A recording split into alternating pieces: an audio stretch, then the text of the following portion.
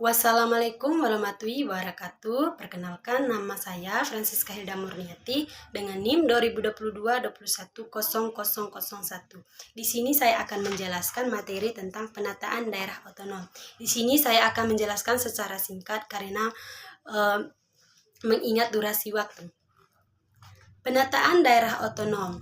Istilah daerah dalam terminologi daerah otonom di Indonesia memunculkan dua penafsiran utama yang apabila tidak dipahami dengan benar oleh para pembuat kebijakan, maka hal tersebut akan memunculkan konflik.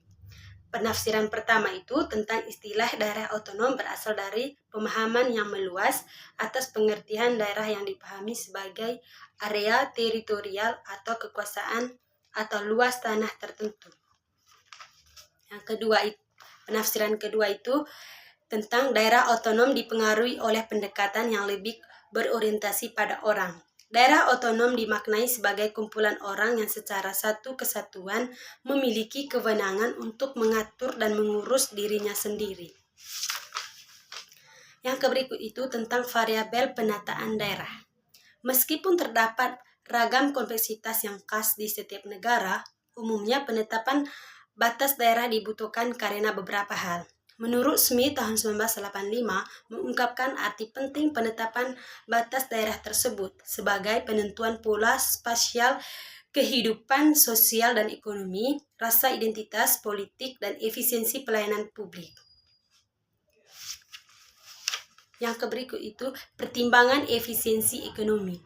Pertimbangan efisiensi ekonomi yang menjadi dasar bagi penentuan batas daerah meliputi beberapa hal. Yang pertama itu perhitungan tentang biaya perjalanan dan komunikasi rendah sehingga menyebabkan efisiensi dan baiknya pelayanan publik dan koordinasi pemerintah. Batas daerah yang terluas akan menyebabkan biaya koordinasi baik dalam bentuk transparansi maupun telekomunikasi menjadi lebih mahal dibandingkan batas daerah yang lebih sempit. Yang kedua itu sejauh mana pemerintah daerah mampu memenuhi kebutuhan finansial, tanah, dan sumber daya lainnya dari dalam daerah sendiri sehingga meminimalkan ketergantungan ekonomi dari susunan pemerintah di atasnya atau bergantung pada daerah lainnya. Sumber daya ini bisa berasal dari sumber daya alam maupun sumber daya manusia. Yang ketiga itu minimalisasi biaya eksternalitas yang berasal dari daerah lainnya sehingga dapat menyebabkan biaya tambahan bagi suatu daerah. Jika sebuah efektivitas masyarakat tertentu membawa dampak negatif yang ditanggung oleh masyarakat lainnya, maka seharusnya beberapa masyarakat tersebut dikumpulkan dalam satu daerah otonom sehingga biaya penanggulangan dampak negatifnya tetap ditanggung oleh daerah yang sama.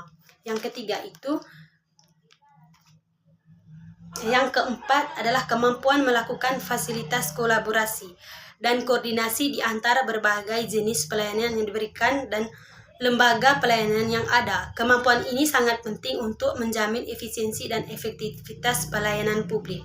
Yang kelima itu kemampuan untuk menyesuaikan wilayah dengan lembaga-lembaga swasta, masyarakat, dan pemerintah beserta berbagai kepentingan terkait untuk memfasilitas kerja sama dan koordinasi guna kepentingan bersama dan interdependensi antara lembaga tersebut. Yang berikut itu pertimbangan efektivitas demokrasi. Pertimbangan efektivitas demokrasi ini, penetapan batas daerah otonom diharapkan mampu menjamin beberapa hal. Pertama, batas daerah yang tepat akan mampu mengeksplorasi dengan tepat tentang apa yang diinginkan oleh para pemilik. Yang kedua itu, batas daerah yang tepat akan menjamin keterwakilan yang adil bagi kaum minoritas. Seringkali di batas daerah yang memiliki kolerasi yang kuat terhadap pembagian daerah pemilihan. Yang ketiga itu mudahnya aksesibilitas penduduk dalam memilih anggota dewan dan pejabat pemerintah daerah. Batas daerah yang memang harus diperhatikan banyak hal termasuk faktor geografis, perbesaran pemukiman penduduk, kemudahan transportasi, dan lain sebagainya. Yang keempat itu pemahaman publik terhadap sistem dan tujuan pemerintah daerah. Karena batas daerah otonom akan menentukan aksesibilitas masyarakat dalam proses pemerintahan, maka sebenarnya batas daerah otonom secara tidak langsung akan menentukan pula interaksi masyarakat dengan masyarakat lainnya dan dengan pejabat politik dan pemerintahannya.